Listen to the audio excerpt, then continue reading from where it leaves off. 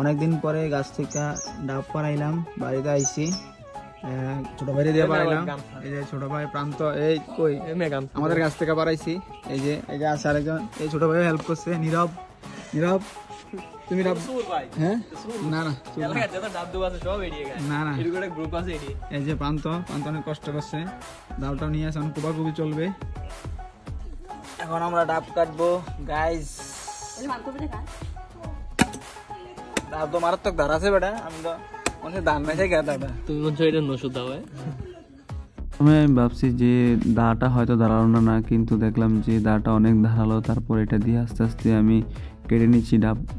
আসলে ডাব অনেক দিন ধরে খাওয়া হয় না, বাড়িতে গিয়েছিলাম, তো পরে ছোটো ভাই প্রান্তকে দিয়ে ডাব পাড়িয়েছি। আসলে ডাবের মধ্যে অনেক পুষ্টি গুণাগুণ রয়েছে, ম্যাগনেসিয়াম, পটাশিয়াম, যা আমাদের শরীরের জন্য খুবই উপকারী।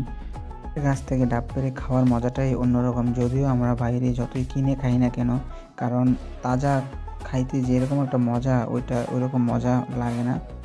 তো পরবর্তীতে ছোটো ভাই প্রান্ত ওকে দিলাম, আমিও খাইলাম। তো এখানে ভিডিওটা সমাপ্ত। সবাই ভালো থাকবেন, ধন্যবাদ।